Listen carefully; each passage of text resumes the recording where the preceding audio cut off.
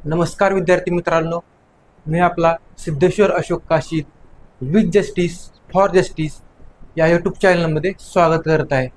आपण महाराष्ट्र सेट या एक्झामसाठी लेक्चर सिरीज कंडक्ट करत आहोत.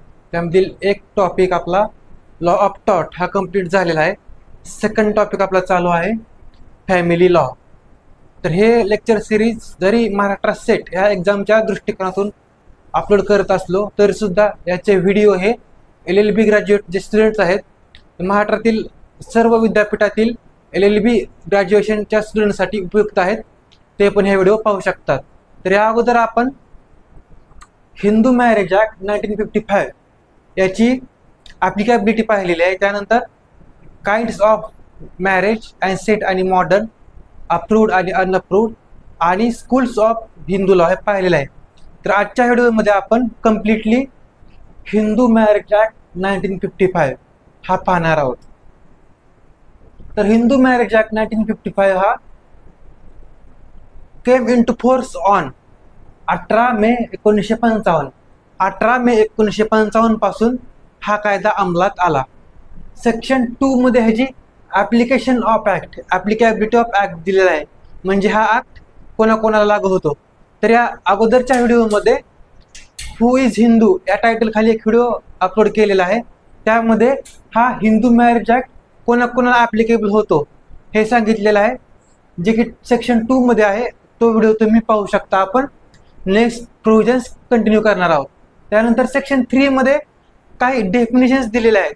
त्यामध्ये first of all section 3 subsection C मध्ये फुल ब्लड आणि हाफ ब्लड याची डेफिनेशन दिलेली आहे.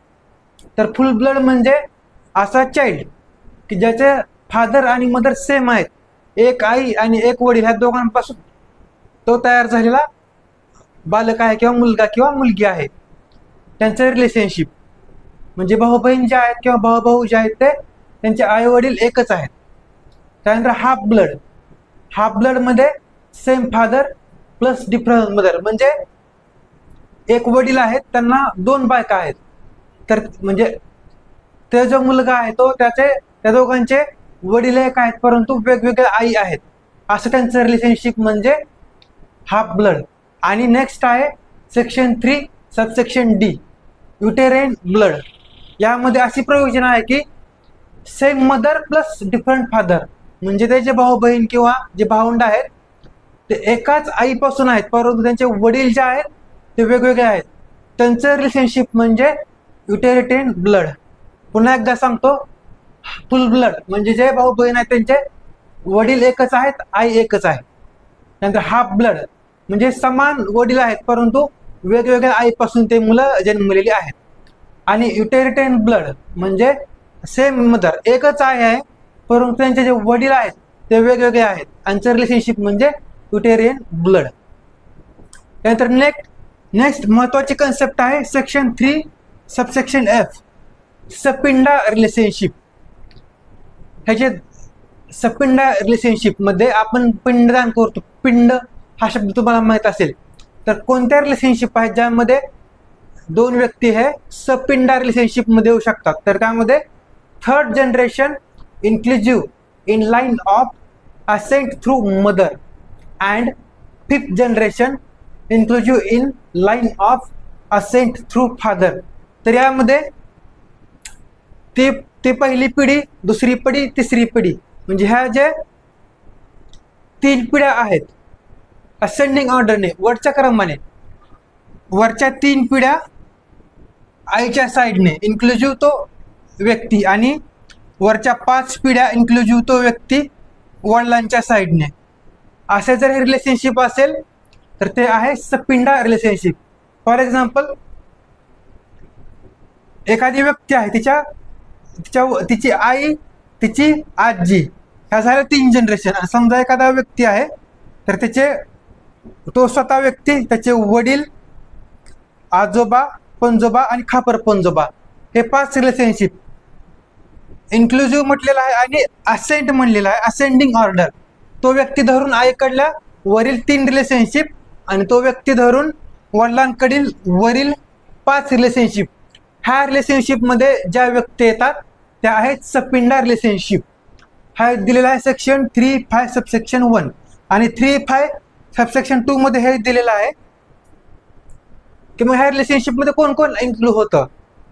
तर 1 is linked ascent of another, तर ते एकमेकांसोबतचे जे रिलेशनशिप आहेत ते सुद्धा इन्क्लूड होतात. आणि दे हॅव कॉमन लिनियर असेंडंट, हे जे तुम्हाला मगाशी रिलेशनशिप सांगितलं वरील 3 पिढ्या वरील 5 पिढ्या, तर त्यांचा जो प्रमुख आहे तो एकत्र असला पाहिजे किंवा सेम कॉमन असला पाहिजे. असे रिलेशनशिप असतील तर ते आहेत सपिंडा रिलेशनशिप. नेक्स्ट कन्सेप्ट आहे section 3G, degree of prohibited relationship. अशा कोणते रिलेशनशिप आहेत त्या रिलेशनशिपमध्ये हिंदू मॅरेज ॲक्टनुसार हिंदू व्यक्ती लग्न करू शकत नाही. अशा कोणत्या प्रोहिबिटेड रिलेशनशिप आहेत, तर त्यामध्ये आहे लिनियल असेंडंट ऑफ अदर, म्हणजे त्या पिढीपासून वरच्या साईडचे म्हणजे वडील आजोबा आजी पणजी हे जे रिलेशनशिप आहे त्यांच्यासोबत लग्न करू शकत नाही. त्यानंतर wife or husband of lineal ascendant or descendant of other, तर ती दुसरी व्यक्ती आहे जिच्यासोबत आपण लग्न करणार आहोत, तर ती कोण नसली पाहिजे, लिनियल असेंडंट किंवा डिसेंडंट. म्हणजे समजा एक व्यक्ती आहे त्याचे वडील आहेत त्यांची वाईफ, किंवा एक व्यक्ती आहे तिची आई आहे तिचे वडील, म्हणजे हे जे आजी किंवा आजोबा असतील यांच्यासोबत हिंदू मॅरेज ॲक्टमध्ये लग्न करू शकत नाही, ती आहे प्रोहिबिटेड रिलेशनशिप. त्यानंतर wife of brother or father, भावाची बायको किंवा वडिलांची बायको यांच्यासोबत हिंदू लॉमध्ये लग्न करू शकत नाही. त्यानंतर मदर्स ब्रदर, आईचा भाऊ जो मामा आहे त्यासोबत लग्न करू शकत नाही. नंतर ग्रँडफादर ऑर ग्रँडमदर्स ब्रदर, आजोबा किंवा आजीचा भाऊ यासोबत लग्न करू शकत नाही ती मुलगी. किंवा brother and sister, uncle and niece, aunt or nephew, बहीण भाऊ, चुलता पुतण्या, चुलती पुतणी किंवा मामा बाची यांच्यासोबत लग्न करू शकत नाही. The children of brothers and sisters, भावाची मुलं किंवा बहिणीची मुले यासोबत हिंदू मॅरेज ॲक्टमध्ये लग्न करू शकत नाही. Two brothers and two sisters, भाऊ भाऊ दोघं किंवा बहिणी बहिणी हे लग्न करू शकत नाहीत. नंतर ह्या ज्या रिलेशनशिप आहेत त्यामध्ये कोणत्या कोणत्या रिलेशनशिपचा समावेश होतो ते दिलेलं आहे. तर त्यामध्ये पहिलं full blood, half blood, uterine blood. तर आपण अगोदर जे पाहिलेलं आहेत full blood, half blood, uterine blood यांच्यामध्ये ही रिलेशनशिप असतील तर ते लग्न एकमेकांसोबत करू शकत नाहीत. त्यानंतर लेजिटिमेट ऑर इलेजिटिमेट ब्लड, हे रिलेशनशिप लेजिटिमेट असो किंवा इलेजिटिमेट असो, नैतिक असो किंवा अनैतिक असो, ते सुद्धा ह्या रिलेशनशिपमध्ये लग्न करू शकत नाहीत. त्यानंतर by adoption or by blood, हे रिलेशनशिप रक्तसंबंधाचा असेल किंवा दत्तकाचा संबंध असेल, अडॉप्शन असेल तर सुद्धा ह्या रिलेशनशिपमध्ये लग्न करू शकत नाहीत. ह्या आहेत प्रोहिबिटेड डिग्री रिलेशनशिप. परंतु आपण पुढे पाहणार आहोत की असा एक क्लॉज दिलेला आहे की जर कस्टम परमिट करत असेल तर हे लग्न करू शकतात. नेक्स्ट आपण पाहणार आहोत section 5, conditions for Hindu marriage, वैध हिंदू विवाहासाठीच्या अटी, conditions for valid Hindu marriage, section 5. तर त्यामध्ये पहिली कंडिशन आहे neither party having spouse living at the time of marriage. लग्न करत असताना त्या व्यक्तीला ऑलरेडी दुसरा जोडीदार किंवा ऑलरेडी त्याचं अगोदर लग्न झालेलं नसलं पाहिजे. तसं असेल तर ते लग्न वाईड होईल, अवैध होईल. Second, incapable to give consent due to unsoundness of mind. तर त्याची मेंटल कंडिशन खराब असेल तर अनसाउंड माइंड असेल आणि त्या अनसाउंडनेस ऑफ माइंडमुळे तो लग्नासाठी सहमती देण्यास असमर्थ असेल तर ते सुद्धा लग्न इनव्हॅलिड आहे. त्यानंतर capable to give consent but suffering from mental disorder.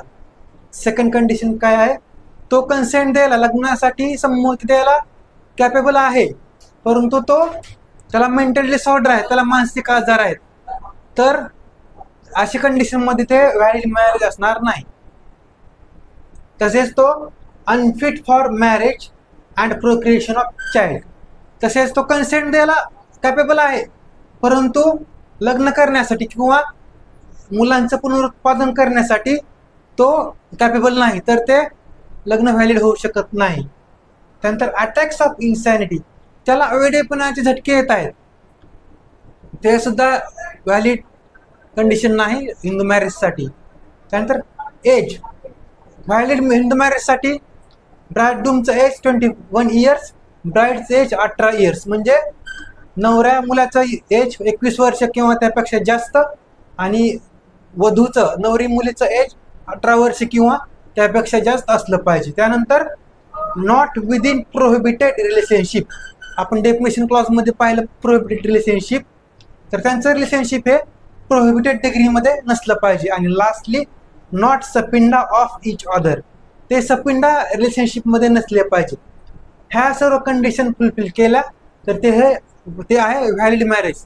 ते दिलेलं आहे सेक्शन 5 हिंदू मॅरेज ॲक्ट. तर कोणत्या कोणत्या कंडिशन्स आहेत? ऑलरेडी लग्न होत असताना ऑलरेडी त्याला पार्टनर नसावा, ऑलरेडी लग्न झालेलं नसावं, तो अनसाउंडनेस माइंड या आजारामुळे कन्सेंट घ्यायला असमर्थ नसेल तर ते लग्न व्हॅलिड होणार नाही. तो कन्सेंट द्यायला तयार आहे, कॅपेबल आहे, परंतु त्याला मेंटल डिसऑर्डर आहे किंवा तो लग्न करण्यासाठी अनफिट आहे किंवा मुलांचं पुनरुत्पादन करण्यासाठी प्रोक्रिएशन करण्यासाठी कॅपेबल नाही, तर ते मॅरेज इनव्हॅलिड असेल. त्याला इन्सॅनिटीचे अटॅक येत असतील, वेडेपणाचे झटके येत असतील वारंवार, तो सुद्धा मॅरेज व्हॅलिड होऊ शकत नाही. नंतर नवऱ्या मुलाचं वय 21 वर्ष कंप्लीट, नवऱ्या मुलीचं वधूचं वय 18 वर्ष कंप्लीट पाहिजे. ते दोघं नवरा आणि नवरी जे होणारे आहेत ते प्रोहिबिटेड डिग्री रिलेशनशिपमध्ये नसले पाहिजेत, ते सपिंडा रिलेशनशिपमध्ये नसले पाहिजेत. परंतु एक क्लॉज आहे याच्या खालीच की जर कस्टम परमिट करत असेल तर ते सपिंडा रिलेशनशिपमध्ये किंवा प्रोहिबिटेड डिग्री रिलेशनशिपमध्ये विवाह करू शकतात. त्याचं एक एक्झाम्पल आहे, आपल्या इथं मामाची मुलगी किंवा आत्याचा मुलगा यांच्यासोबत लग्न केलं जातं. ते का केलं जातं? तर खाली एक क्लॉज आहे की इफ कस्टम परमिट्स, प्रथा जर असेल तर ते करू शकतात. तर हे होते valid condition for Hindu marriage. Section 5 ceremonies of Hindu marriage. Section 7 मध्ये हिंदू मॅरेजच्या सेरेमनीज परंपरा सांगितलेल्या आहेत. त्यामध्ये customary rites and ceremonies of either party. तर मॅरेजमध्ये रूढी परंपरा ह्या आयदर पार्टी म्हटलं म्हणजे दोन्हीपैकी एक पार्टीचे जरी फॉलो केले तरी ते मॅरेज व्हॅलिड आहे. आणि नेक्स्ट आहे सप्तपदी. सप्तपदी म्हणजे ते सॅक्रिड फायर होते, ते 7 स्टेप विथ ब्राईड अँड ब्राईडग्रूम घेतात, यज्ञाभोवती त्या 7 फेरे घेतात, ती म्हणजे सप्तपदी. ती सप्तपदीची विधी पूर्ण झाला, marriage becomes complete and binding.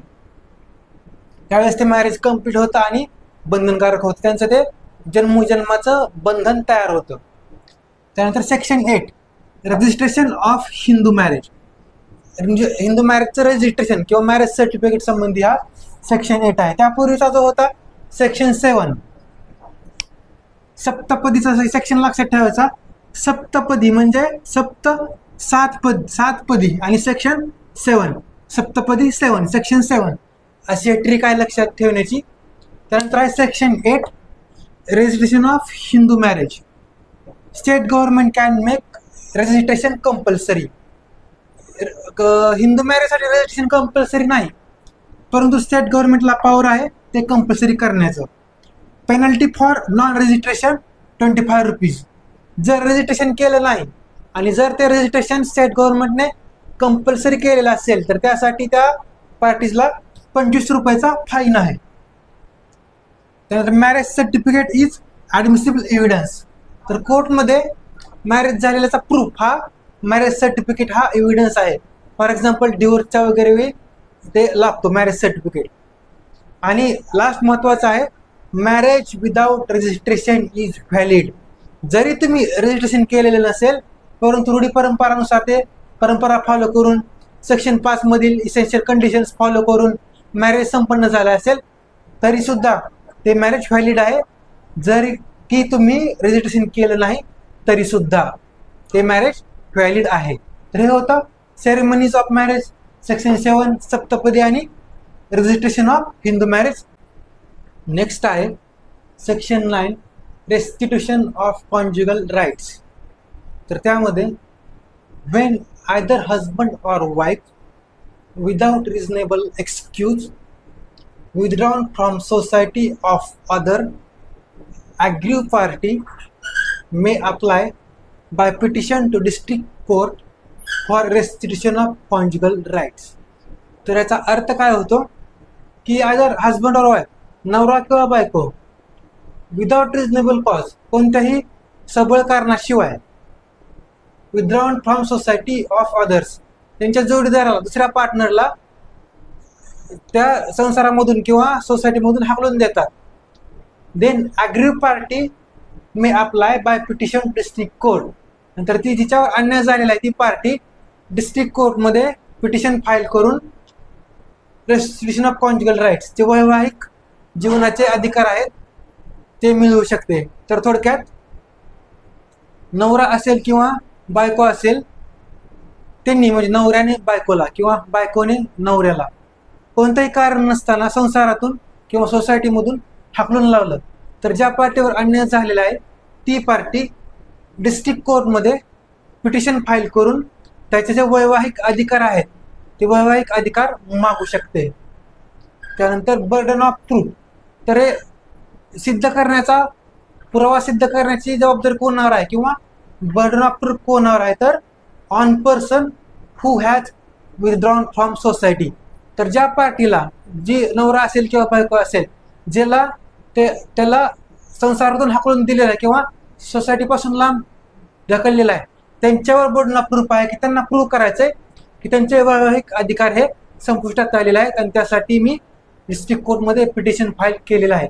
हे होतं section 9 restitution of conjugal rights, वैवाहिक अधिकारांचे परत मागणी करणे. Section 10 judicial separation. ज्युडिशियल इथे विभक्त होतात, कायदेशीररित्या पती पत्नी विभक्त होतात. तर यामध्ये ग्राउंड्स हजबंडला पण आहेत आणि वाईफला पण आहेत. First, grounds for husband. Husband कधी ज्युडिशियल सेपरेशनचं पिटिशन वाईफच्या अगेन्स्ट फाईल करू शकतो. तर पहिलं, wife voluntarily made sexual intercourse with other. तर त्या वाईफने, त्याच्या बायकोने तो हजबंड सोडून दुसऱ्या पुन्हा परपुरुषासोबत सेक्शुअल इंटरकोर्स केला तर तो ज्युडिशियल सेपरेशनची पिटिशन फाईल करू शकतो. Next, cruelty. वाईफने क्रुएल्टी केली हजबंडच्या against. Then desertion for more than 2 years. 2 वर्षापेक्षा जास्त कालावधीसाठी वाईफने हजबंडला सोडून दिलं तेव्हा तो ज्युडिशियल सेपरेशनची डिक्री पिटिशन फाईल करू शकतो. नंतर ceases to Hindu by conversion. जर वाईफने हिंदू धर्म सोडला आणि दुसऱ्या धर्मात कन्व्हर्जन केलं तर तो पण हजबंडला ज्युडिशियल सेपरेशनचा ग्राउंड आहे. त्यानंतर unsoundness of mind and mental disorder.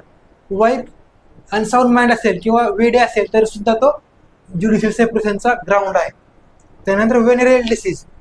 Reproduction संबंधीचे जे पार्ट आहेत त्या पार्टचे रिलेटेड आजार असतील तर तो पण हजबंडला ज्युडिशियल सेपरेशनचा ग्राउंड आहे वाईफच्या अगेन्स्ट. त्यानंतर रिनाऊन्स द वर्ड. संन्यास घेतला किंवा ह्या जगामध्ये सोडून गेली ते सुद्धा एक ग्राउंड आहे. त्यानंतर not heard for more than 7 years.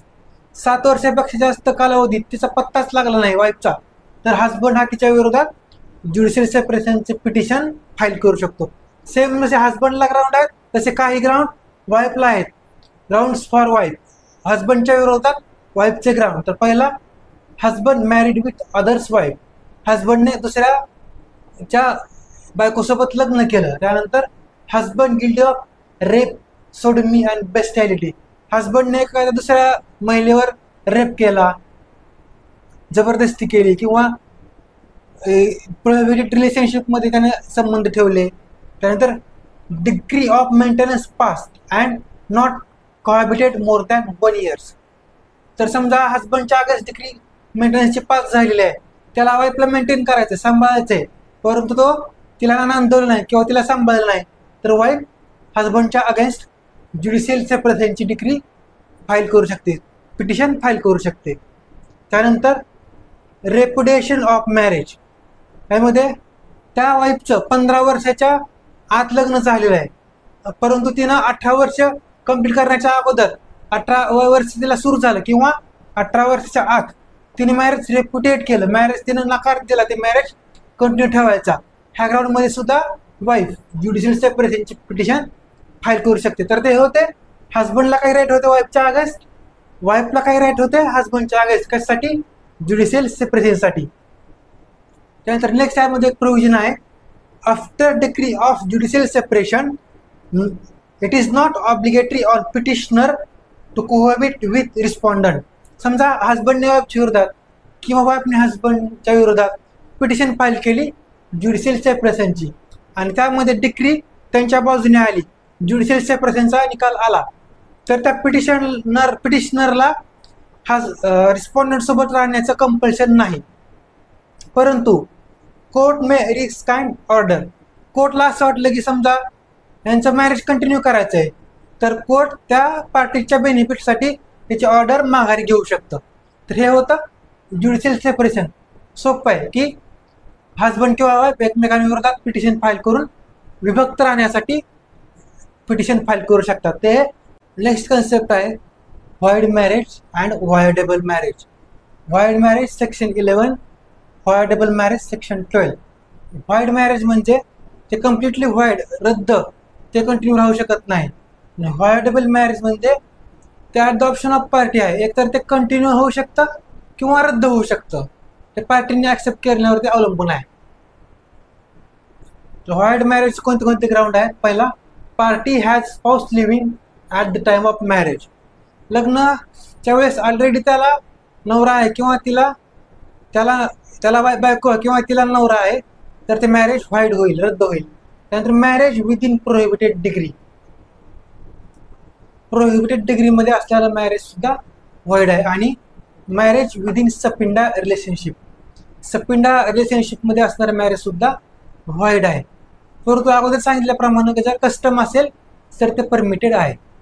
त्यानंतर सेक्शन 12 व्हॉइडेबल मॅरेजेस, म्हणजे at the option of party ते मॅरेज कंटिन्यू होऊ शकतो पार्टी येस म्हणली, किंवा ते स्टॉप पण होऊ शकतं पार्टी नो म्हटली तर. त्यामध्ये ग्राउंड्स आहेत, पहिला इम्पॉर्टन्स म्हणजे नपुंसकता, दुसरा unsound mind, incapable of mind, त्यानंतर mental disorder and unfit to procreate child, वेडेपणा किंवा चाइल्डचं प्रोक्रिएशन करण्यासाठी तो कॅपेबल नसणे. त्यानंतर अटॅक ऑफ इन्सिनिटी, वेडेपणाचे झटके येणे. त्यानंतर consent obtain bye fraud, marriage करताना त्या पार्टीची किंवा त्या गार्डियनची कन्सेंट ही फ्रॉडने घेतलेली असेल तर ते मॅरेज व्हॉइडेबल आहे, म्हणजे ते कंटिन्यू तर होऊ शकतो किंवा स्टॉप होऊ शकतो at the option of party. त्यानंतर respondent was pregnant at the time of marriage, ती जी वाईफ आहे ती लग्नाच्या वेळेस दुसऱ्या एखाद्या पुरुषाकडून प्रेग्नेंट होती, तर ते सुद्धा व्हॉइडेबल मॅरेज आहे. त्यामध्ये व्हॉइडेबल म्हणजे काय होतं की समजा हजबंड आहे, वाईफ आहे, वाईफला समजलं की हजबंड हा इम्पॉर्टंट आहे किंवा नपुंसक आहे, परंतु जर ते वाईफ म्हणाली ठीक आहे मला चालेल हे इम्पॉर्टन्स असलेला नवरा, तर ते कंटिन्यू होणार. आणि जर ते म्हणाली नाही मला चालणार नाही, हा नवरा इम्पॉर्टन्स आहे, मी पिटिशन फाईल करतो, तर ते होणार डिझॉल्व. व्हॉइडेबल म्हणजे ते कंटिन्यू होऊ शकतं ॲक्सेप्ट केलं तर पार्टीने, किंवा डिझॉल्व होऊ शकतं त्या पार्टीने ॲक्सेप्ट नाही केलं तरी. तर ते होतं व्हॉइड मॅरेज आणि व्हॉइडेबल मॅरेज. तर अगोदर जे आपण व्हॉइडेबल मॅरेजची कन्सेप्ट पाहिली होती, त्यामध्ये तर कन्सेंट फ्रॉडने घेतली असेल आणि ती कन्सेंट फ्रॉडने घेत असताना त्यावेळेस फॅक्ट डिनाय केला किंवा त्यावेळेस तो फॅक्ट फोर्स टू ऑपरेट केला तर तो ग्राउंड घेता येत नाही. आणि सेकंडली तर ती वाईफ जर दुसऱ्या एखाद्या पुरुषापासून प्रेग्नेंट असेल आणि त्यासाठी जर व्हॉइडेबल मॅरेज करायचं असेल, पिटिशन फाईल केली असेल, परंतु ज्यावेळेस तर लग्न ठरवत होतं त्यावेळेस त्या हजबंडला ते मॅरेजच्या वेळेस वाईफ प्रेग्नेंट होती ते माहीत होतं, ते इग्नोर केलं, तर तो त्या ग्राउंड खाली पिटिशन फाईल करू शकत नाही. किंवा त्याला माहीत आहे की वाईफ दुसऱ्या पुरुषापासून प्रेग्नेंट आहे, परंतु तरीही त्याने माहीत असूनही तिच्यासोबत सेक्शुअल इंटरकोर्स केला, तर तो त्यासाठी व्हायटेबल ग्राउंड मागू शकत नाही. हे होतं व्हायटेबल मॅरेजची एक थोडी कन्सेप्ट. नेक्स्ट पाहूया सेक्शन 13 डिवोर्स. तर डिवोर्स सेक्शन 13(1) मध्ये हजबंडला डिवोर्सचं ग्राउंड आहे अवेलेबल. सेक्शन 13(2) मध्ये वाईफला डिवोर्सचं ग्राउंड अवेलेबल आहे. सेम आहे ज्युडिशियल सेपरेशन सारखं. फर्स्ट पाहूया आपण section 13(1) grounds available for divorce to husband. हजबंडला वाईफच्या अगेन्स्ट ग्राउंड अवेलेबल आहे. त्यामध्ये पहिला voluntary sexual intercourse with other. वाईफने दुसऱ्या कोणासोबत व्हॉलंटरीली सेक्शुअल इंटरकोर्स केला. सेकंड क्रुएल्टी, वाईफने क्रुएल्टी केली. Third डेझर्शन for more than 2 year. 2 वर्षापेक्षा जास्त कालावधीसाठी वाईफने हजबंडला सोडून दिलं. त्यानंतर cease to Hindu by conversion to other religion. वाईफने हिंदू धर्म सोडून दुसऱ्या धर्मात धर्मांतर केलं. त्यानंतर unsound mind or mental disorder. Wife unsound mind झाली किंवा वेडी झाली तर हजबंड डिवोर्स मागू शकतो. त्यानंतर वेनरेल डिसीज, रिप्रोडक्शनचे जे पार्ट आहेत बॉडी पार्ट त्यासंबंधी काही डिसीज असेल तर सुद्धा हजबंड डिवोर्स मागू शकतो. त्यानंतर renounce the world by entering to another religion. दुसऱ्या धर्मात धर्मांतर करून हिंदू विश्व सोडून दिलं, हिंदू धर्म सोडून दिला. Last not head for more than 7 years. 7 वर्षापेक्षा जास्त कालावधीसाठी ती वाईफचा काय पत्ताच लागला नाही तर ह्या ग्राउंड खाली हजबंड हा वाईफच्या अगेन्स्ट डिवोर्स मागू शकतो. Section 13 subsection 1. आता वाईफ हजबंडच्या अगेन्स्ट डिवोर्स मागू शकते सेक्शन 13 सबसेक्शन 2. त्यामध्ये husband married with others wife. हजबंडने दुसऱ्याच्या एखाद्या बायकोसोबत लग्न केलं किंवा husband guilty of rape sodomy बेस्टॅलिटी.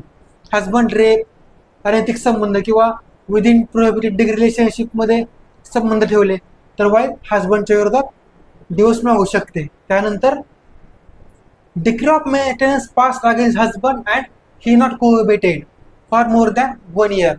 तर हजबंडला मेंटेन करतो वाईफला म्हणून डिग्री पास झाली परंतु त्याने 1 वर्षापेक्षा जास्त कालावधीसाठी वाईफ सोबत राहिला नाही, कोहॅबिट केलं नाही तर वाईफ डिवोर्स मागू शकते हजबंडच्या अगेन्स्ट.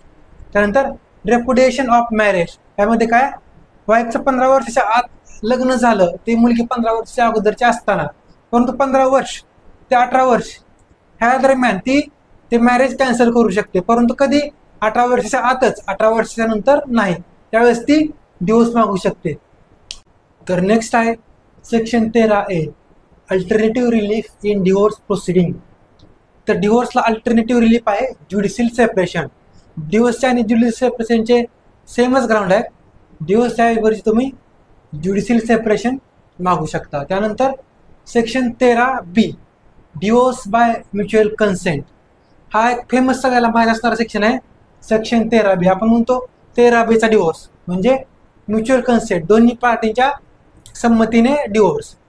त्यामध्ये petition to district court by both the parties living separately for more than 1 or more year mutually agreed that marriage should be dissolve. तर दोन्ही पार्टींच्या संमतीने डिस्ट्रिक्ट कोर्टमध्ये पिटिशन फाईल केलं जातं. कधी की ते 1 वर्षापेक्षा जास्त कालावधीसाठी वेगळे राहत आहेत तर ते दोघांच्या संमतीने ते मॅरेज डिझॉल्व करू शकतात, डिवोर्स मागू शकतात.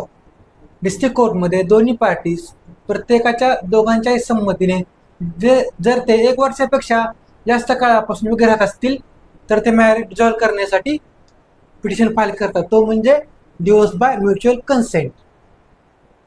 त्यानंतर सेक्शन 13(b)(2) ह्या डिवोर्स प्रोसिडिंगबद्दलच्या काही कंडिशन्स आहेत. तर पहिला आहे waiting or cooling period 6 months. ज्यावेळेस ते डिवोर्सचं पिटिशन फाईल होतं म्युच्युअल कन्सेंटने त्यावेळेस कोर्ट 6 महिने तुम्ही थांबा म्हणतं. तुमच्यामध्ये रिकन्सिलेशन होतंय का, तुमच्यामध्ये सबमिट घडून येते का ते पाहिलं जातं. समुपदेशनासाठी सुद्धा ती प्रोसिडिंग केली जाते 6 महिने कालावधीसाठी. आणि नेक्स्ट एक पिरियड आहे court have to pass decree within 18 months. त्यानंतर हा कुलिंग पिरियड संपला तिथून 18 महिन्याच्या आत कोर्टला ह्या डिवोर्स बाय म्युच्युअल कन्सेंटची डिक्री पास करणं बंधनकारक आहे. तर हा होता डिवोर्स संबंधीच्या काही प्रोव्हिजन्स. सेक्शन 14. सेक्शन 14 मध्ये सांगितलेलं आहे no petition for divorce to be presented within 1 year of marriage. तर लग्न झाल्यापासून 1 वर्षाच्या आत डिवोर्सचं पिटिशन फाईल होऊ शकत नाही, असं सेक्शन 14 मध्ये दिलेलं आहे. परंतु त्यामध्ये काही एक्सेप्शन्स आहेत. काय आहेत exceptions? Exceptional hardship to petitioner किंवा एक्सेप्शनल डिप्रायव्हिटी बाय रिस्पॉन्डंट. जर पिटिशनरच्या जीवाला धोका असेल किंवा काही त्याला त्याचा इंटरेस्ट धोक्यामध्ये असेल किंवा रिस्पॉन्डंट हा पिटिशनरचे राईट्स डिप्राय करत असेल किंवा रिस्पॉन्डंटला पण काही हानी पोचत असेल, हे पिटिशन 1 वर्षापेक्षा जास्त थांबवून नंतर फाईल केल्यानंतर, तेव्हा 1 वर्षाच्या आत पण डिवोर्सचं पिटिशन फाईल होऊ शकतं. आणि सध्या वेगवेगळे सुप्रीम कोर्टचे याच्यावर जजमेंट पण आलेले आहेत. त्यानंतर section 15, divorced person well may मॅरी अगेन. आता एखाद्याचा डिवोर्स झाला त्यानंतर तो दुसऱ्या व्यक्तीसोबत मॅरेज कधी करू शकतो? तर 2 कंडिशन आहेत. There is no right of appeal against decree, आणि दुसरी कंडिशन आहे अपील प्रेझेंटेड बट डिसमिस्ड. तर डिवोर्स पिटिशनचं जे डिसिजन झालेलं आहे त्यानंतर डिवोर्सची डिक्री पास झालेली आहे आणि अपीलचा राईटच नाही त्या डिक्रीच्या अगेन्स्ट, तेव्हा तो डिवोर्स होऊन तो दुसरं मॅरेज करू शकतो. आणि अपील प्रेझेंट केलं परंतु ते अपील डिसमिस झालं त्यावेळेस सुद्धा ती पार्टी दुसरं लग्न करू शकते. किंवा पार्टी 2 सिनेरिओमध्ये दुसरं लग्न करू शकते. पहिलं म्हणजे अपीलचा राईटच नाही आणि दुसरं म्हणजे अपीलचा राईट आहे, अपील केलं परंतु ते डिसमिस झालं, डिवोर्सचं डिक्री. नंतर सेक्शन 16 सांगतं की वाईड आणि व्हॉइडेबल मॅरेज मधून जे चाइल्ड आहेत ते लेजिटिमेट आहेत का इलेजिटिमेट आहेत. Legitimacy of childrens of void and voidable marriage. तर यामध्ये वाईड आणि व्हॉइडेबल मॅरेज मधील सुद्धा मुलं हे लेजिटिमेट चाइल्ड आहेत आणि त्यांना त्यांच्या पॅरेंट्सच्या प्रॉपर्टीमध्ये हिस्सा मागण्याचा राईट आहे. त्यानंतर सेक्शन 17, पनिशमेंट फॉर बायगमी. आपण जे डिवोर्सच्या कंडिशन्स फॉर व्हॅलिड मॅरेज मध्ये पाहिलं होतं, neither party having spouse living, तर ते बायगमी केले असेल तर त्याची पनिशमेंट सेक्शन 17 मध्ये सांगितली आहे की जी सेम पनिशमेंट आताचा भारतीय न्याय संहिता जो IPCच्या ऐवजी आलेला आहे त्यामध्ये जी पनिशमेंट आहे तीच पनिशमेंट बायगमीमध्ये असेल असं सेक्शन 17 मध्ये सांगितलेलं आहे. त्यानंतर सेक्शन 18, पनिशमेंट फॉर एज. आपलं जे नवऱ्या मुलाचं एज 21 पाहिजे होतं, नवरी मुलीचं एज 18 पाहिजे होतं मॅरेजसाठी, परंतु त्या एजची कंडिशन फुलफिल केली नाही, ते एजच्या आतच लग्न केलं असेल तर त्या पार्टीला rigorous imprisonment up to 2 years plus fine up to 1 lakh. 2 वर्षापर्यंतचा सश्रम कारावास आणि 1 लाख रुपयांपर्यंतचा द्रव्यदंड हा फाईन आहे. कशासाठी? मॅरेजचं एज फुलफिल नाही केलं, चाइल्ड मॅरेज केलं तरी. आणि दुसरी एक प्रोव्हिजन आहे, जर ते मॅरेज प्रोहिबिटेड डिग्री किंवा सबपिंडा रिलेशनशिपमध्ये केलं, आपण जे पाहिलं आहे सेक्शन 3G किंवा सेक्शन 3F, त्यामध्ये प्रोहिबिटेड डिग्री आणि सबपिंडा रिलेशनशिप, तर या रिलेशनशिपमध्ये जर मॅरेज केलं तर imprisonment up to 1 month plus 1,000 rupees fine. तर सबपिंडा रिलेशनशिप किंवा प्रोहिबिटेड डिग्री यांच्यामध्ये जर लग्न केलं तर 1 महिन्यापर्यंतचा साधा कारावास आणि 1,000 रुपयेपर्यंतचा फाईन ही पनिशमेंट दिलेली आहे. तर नेक्स्ट आहे section 19, courts to which petition be presented. कोणत्या कोर्टामध्ये हे डिवोर्सचं किंवा ज्युडिशियल सेपरेशनचं पिटिशन फाईल होणार, कोणत्या कोर्टला ज्युरिडिक्शन आहे ते सेक्शन 19 मध्ये दिलेलं आहे. District court of civil jurisdiction where. जिल्हा न्यायालय त्याला दिवाणी न्याय क्षेत्र आहे, डिस्ट्रिक्ट कोर्ट ज्याला सिव्हिल ज्युरिडिक्शन आहे. कोणत्या प्लेसचं? तर ते पहिलं एकतर मॅरेज वॉज सोलमनाइज्ड, ज्या ठिकाणी लग्न सोहळा पार पडला त्या ज्युरिडिक्शन मधलं डिस्ट्रिक्ट कोर्ट, किंवा at the time of petition respondent resides, त्या पिटिशनच्या वेळेस रिस्पॉन्डंट ज्या ठिकाणी राहतो त्या ज्युरिडिक्शन मधलं डिस्ट्रिक्ट कोर्ट, किंवा पार्टीज लास्ट रिसाइड्स टुगेदर, किंवा हे नवरा आणि बायको एकत्रितपणे या अगोदर ज्या ठिकाणी राहिले होते त्या ठिकाणच्या ज्युरिडिक्शनचं डिस्ट्रिक्ट कोर्ट्स, किंवा if wife is petitioner and she lastly resides, किंवा जर बायको पिटिशनर असेल आणि ती लास्टली ज्या ठिकाणी राहिली असेल त्या ठिकाणचं डिस्ट्रिक्ट कोर्ट, किंवा petitioner lastly reside but respondent is out of territory or not known for 7 years or more, किंवा पिटिशनर लास्टली ज्या ठिकाणी राहिला आहे परंतु रिस्पॉन्डंट हा ऍक्टच्या जी टेरिटरी हा ऍक्ट ज्या टेरिटरीला लागू होत नाही त्याच्या बाहेर राहत आहे, किंवा रिस्पॉन्डंट 7 वर्षापेक्षा जास्त कालावधीसाठी माहीतच नाही परंतु पिटिशनर ज्या ठिकाणी राहतोय त्या डिस्ट्रिक्ट कोर्टमध्ये ही पिटिशन फाईल होईल. तर हे ज्युरिडिक्शन आहे. पहिलं म्हणजे ज्या ठिकाणी मॅरेज झालं तिथं, किंवा पिटिशनर ज्या ठिकाणी राहत होतं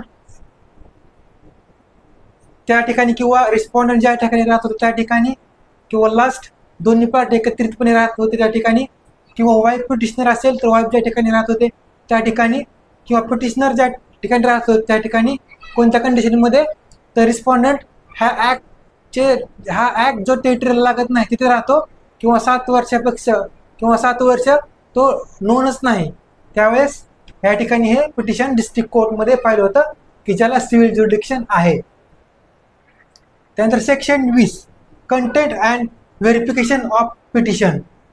तर यामध्ये महत्त्वाची प्रोव्हिजन आहे, no collusion between petitioner and other party to marriage. Petitioner वेगळंच काय तर सांगतोय, रिस्पॉन्डंट काय तर वेगळंच सांगतोय, असं कोल्युजन नसायला पाहिजे. दोघांनीही सेमच त्यांची फॅक्ट मांडलेले पाहिजे एखाद्या इश्यूवरती. नंतर statement of petition must verified. तर त्या पिटिशनमध्ये जे काय स्टेटमेंट दिलेलं आहे, जे काय सबमिशन केलेलं आहे ते व्हेरीफाय केलं पाहिजे कोर्टने. आणि सेक्शन 21 सांगतो application of code of civil procedure. तर ही जी पूर्ण ॲक्टमध्ये जे काय पिटिशन चालतील तर त्या CPC प्रमाणे चालतील, कोर्टला CPCच्या किंवा सिव्हिल पॉवरच्या असतील. Section number 21A power to transfer petition in certain cases. तर एका ठराविक काही अनएक्सपेक्टेड कंडिशनमध्ये पिटिशन ऑफ डिवोर्स और judicial separation may be transferred from one district court to another. तर ज्युडिशियल सेपरेशन किंवा डिवोर्सचं पिटिशन हे एका डिस्ट्रिक्ट कोर्टमधून दुसऱ्या डिस्ट्रिक्ट कोर्टमध्ये ट्रान्सफर केलं जाऊ शकतं. नंतर section 21B special provision relating to trial and disposal of petitions. तर त्या पिटिशनच्या ट्रायलसाठी किंवा डिस्पोजलसाठी काही स्पेशल प्रोव्हिजन्स आहेत. तर पिटिशन हे 6 महिन्याच्या आत डिस्पोज झालं पाहिजे आणि अपील हे 3 महिन्याच्या आत डिस्पोज झालं पाहिजे. त्यानंतर section 21 documentary evidence. Document not stamped or registered is also admissible evidence. तर ह्या डिवोर्स किंवा ज्युडिशियल सेपरेशनच्या किंवा अदर प्रोसिडिंगमध्ये ह्या अंडर ॲक्टच्या ह्या प्रोव्हिजन्सनुसार एखादं डॉक्युमेंट स्टॅम्प नसेल किंवा रजिस्टर्ड नसेल तरीसुद्धा ते डॉक्युमेंट ॲडमिसिबल एव्हिडन्स म्हणून ग्राह्य धरलं जाईल. नंतर section 22 proceedings to be in camera and may not to be printed or published. तर हे जे डिवोर्सचे वगैरे प्रोसिडिंग्स आहेत त्या इन कॅमेरा प्रोसिडिंग म्हणजे कोर्टरूमच्या आतमध्येच केल्या जातील. त्या ठिकाणी पिटिशनर, रिस्पॉन्डंट, त्यांचे ॲडव्होकेट, जज, क्लार्क एवढेच प्रेझेंट असतात, बाकी कोणी प्रेझेंट नसतं. आणि ह्याचं जे इन कॅमेरा प्रोसिडिंग झालेलं आहे त्याचं पब्लिकेशन किंवा प्रिंटिंग होणार नाही याची दक्षता घेतली पाहिजे. त्याचं पब्लिकेशन किंवा प्रिंटिंग केलं तर 1000 रुपयाचा फाईन ही त्याची पनिशमेंट आहे. नंतर आहे सेक्शन 23 डिक्री इन प्रोसिडिंग. त्यामध्ये काय कंडिशन्स आहेत, त्या कंडिशन जर फुलफिल झाल्या तर कोर्ट हे त्या दोन्ही पार्टींमध्ये रिकन्सिलेशन करण्यासाठी, दोन्ही पार्टींमध्ये समेट घडवून आणण्यासाठी प्रयत्न करतात. तर त्या कोणत्या कंडिशन आहे ते पाहणार आहोत. If party is unsound mind, mentally disorder, unfit to procreation of child or insane and not takes disadvantage of his own wrong or disability. जर पार्टी अनसाउंड माइंड असेल, तिला मेंटल डिसऑर्डर असेल, ती चाइल्डचं प्रोक्रिएशन करायला अनफिट असेल किंवा इन्सॅनिटीचा attack केला असतील, असं असून ती स्वतःच्या ह्या डिसॅबिलिटीचा गैरफायदा घेत नाही, ही एक कंडिशन. त्यानंतर दुसरी condition, if party voluntarily sex with others wife and do cruelty with his own wife and content or connived act. तर एखाद्या हजबंडने दुसऱ्याच्या वाईफसोबत सेक्स केला किंवा स्वतःच्या वाईफसोबत क्रुएल्टी केली आणि ती त्याने मान्य केली किंवा त्यासंबंधी त्याला शिक्षा झालेली असेल. त्यानंतर if divorce by mutual consent, in divorce of mutual consent, consent obtained by fraud, force or undue influence, and petition not collusion with respondent. तर डिवोर्स बाय म्युच्युअल कन्सेंट मध्ये कन्सेंट ही फ्रॉड, फोर्स, अनड्यू इन्फ्लुएन्स यांनी मिळवलेली असेल आणि मग तसं जर पिटिशनरने allegation केलं तर त्या ॲलिगेशनच्या विरोधात हा रिस्पॉन्डंट गेला नसेल, दोघांमध्ये स्टेटमेंटमध्ये कॉल्युजन झालं नसेल, ही दुसरी कंडिशन. आणि ह्या 3 कंडिशनमध्ये असं जर त्या पार्टीची रॉंगफुल ऍक्ट किंवा डिसेबिलिटी असेल आणि त्यांनी त्याचा बेनिफिट घेतला नसेल, रॉंगफुल बेनिफिट, तर court tries to reconciliation between parties. तर कोर्ट हे त्या पार्टीजमध्ये समेट घडवून आणण्याचा प्रयत्न करतं. आणि ह्या पिरियडमध्येच प्रोसिडिंग आहे त्या स्टेजला थांबवून 15 दिवसासाठी तो मॅटर मिडिएशनला पाठवला जातो. आणि ही जर नंतर डिक्री पास होते, ह्या ॲक्टच्या अंडर ज्या काही डिक्री पास होतात तर त्या डिक्रीची कॉपी ही फ्री ऑफ कॉस्ट पार्टीजला प्रोव्हाइड करणं हे बंधनकारक आहे. तर ह्या काय कंडिशन होतात, यामध्ये पार्टीचं काय डिसॅबिलिटी आहे किंवा त्यांचं काय रॉंगफुल ॲक्ट आहे त्याचा ते स्वतःहून गैरफायदा घेत नाहीत किंवा ते त्यांची चूक मान्य करतात किंवा त्याला पनिशमेंट झालेली आहे. तर अशा वेळेस किंवा त्या पार्टींच्या 2 स्टेटमेंटमध्ये, पिटिशनर आणि रिस्पॉन्डंटच्या स्टेटमेंटमध्ये कॉल्युजन नाही, दोघं एकमेकांना स्टेटमेंट देत आहेत, तर अशा वेळेस कोर्ट ट्राय करतं की दोघांमध्ये समेट घडवला जाईल, रिकन्सिलिएशन होईल. आणि त्यासाठी ते पार्टीचं प्रोसिडिंग थांबवून 15 दिवसासाठी तो मॅटर मेडिएशनला पाठवलं जातं. आणि नंतर ती डिक्री आल्यानंतर फायनल डिक्रीची जे कॉपीज आहेत ते फ्री ऑफ कॉस्ट पार्टीजला प्रोव्हाइड केल्या जातील. त्यानंतर नेक्स्ट आहे section 23A, relief for respondent in divorce or other proceedings. Petitioners adultery, cruelty, desertion proved, then respondent can grant relief. तर रिस्पॉन्डंटला आता पिटिशनरने पिटिशन फाईल केली पण रिस्पॉन्डंटला कधी ग्रँट भेटणार, तर पिटिशनरची अडल्टरी, क्रुएल्टी, डेझर्टेशन प्रूव्ह झाली तर रिस्पॉन्डंटला रिलीफ भेटू शकतो, असं पण आहे. त्यानंतर section 24, maintenance parental right and expense of proceedings. तर मेंटेनन्स पॅरेंटल राईट म्हणजे टप्प्याटप्प्याने दिलेला जाणारा मेंटेनन्स, जर ठराविक काळानं दिला जाणारा मेंटेनन्स. आणि एक्सपेन्सेस ऑफ प्रोसिडिंग म्हणजे तिथे कोर्टाच्या कामकाजाची काय खर्च आहे तो. तर तो यासाठी जे पिटिशन फाईल केलेलं आहे त्यासाठी मेंटेनन्स पॅरेंटल राईट आणि एक्सपेन्सेस ऑफ प्रोसिडिंग त्या पार्टीने ठराविकासाठी भेटणारा मेंटेनन्स आणि त्या प्रोसिडिंगच्या एक्सपेन्सेससाठी जर ॲप्लिकेशन केलं असेल तर ते ॲप्लिकेशन 60 दिवसाच्या आत डिस्पोज केलं पाहिजे, हे कोर्टला बंधनकारक आहे. त्यानंतर सेक्शन 25, परमनंट ॲल्युमिनी अँड मेंटेनन्स. तर ही जी परमनंट ॲल्युमिनी आणि मेंटेनन्स आहे तर तो at the time of decree किंवा ॲट सबसिक्वेंट टाइम दिला जाऊ शकतो. म्हणजे एकत्रित सुद्धा दिला जाऊ शकतो परमनंट ॲल्युमिनी, किंवा तुझा मेंटेनन्स आहे तो नंतरच्या एखाद्या डेटला सुद्धा ठरवला जाऊ शकतो. परंतु अशा काही कंडिशन्स आहेत, त्या कंडिशनमध्ये त्या मेंटेनन्सची अमाऊंट कमी केली जाऊ शकते किंवा ते मेंटेनन्सची ऑर्डर रद्द केली जाऊ शकते. कधी? If party remarried. समजा एखाद्या पार्टीला मेंटेनन्स दिलाय परंतु त्याने दुसरं लग्न केलं तर ती ऑर्डर रिकन्साईल होते. Wife not remain chaste. Wife ही ती जी महिला आहे वाईफ ती पवित्र राहिली नाही, म्हणजे तिने दुसऱ्या व्यक्तींसोबत संबंध ठेवले. Husband made sexual intercourse with others wife. नवऱ्याने दुसऱ्याच्या बायकोसोबत संबंध ठेवले तर कोर्ट ते मेंटेनन्सची ऑर्डर मॉडिफाय करू शकतं किंवा रद्द करू शकतं. कधी? पार्टी रिमॅरेज झाली, वाईफ ही पवित्र नाही राहिली, नवऱ्याने दुसऱ्या वाईफसोबत इंटरकोर्स केला तर कोर्ट हे मेंटेनन्सची ऑर्डर रद्द करू शकतं किंवा मॉडिफाय करू शकतं. त्यानंतर 26 सेक्शन 26 कस्टडी ऑफ चिल्ड्रन. तर चिल्ड्रनच्या कस्टडीसाठी चिल्ड्रनची कस्टडी कशासाठी? त्याचं हेल्थ प्रॉब्लेम असेल, त्याचं एज्युकेशन असेल, ह्यासाठी जर चिल्ड्रनच्या कस्टडीसाठी पिटिशन फाईल केलं तर ते विदिन 60 डेजमध्ये डिस्पोज केलं पाहिजे, हे कोर्टला बाइंडिंग आहे. त्यानंतर सेक्शन 28 लास्टला appeal from decrease and orders. आता हे जे डिस्ट्रिक्ट कोर्टने ह्या ॲक्टच्या अंडर एखादी डिक्री किंवा ऑर्डर पास केली असेल तर त्या डिस्ट्रिक्ट कोर्टच्या ऑर्डरच्या अगेन्स्ट हायकोर्टमध्ये अपील करण्यासाठी अपील पिरियड आहे 90 days. त्या डेट ऑफ डिक्रीपासून 90 दिवसाच्या तो अपील केलं पाहिजे.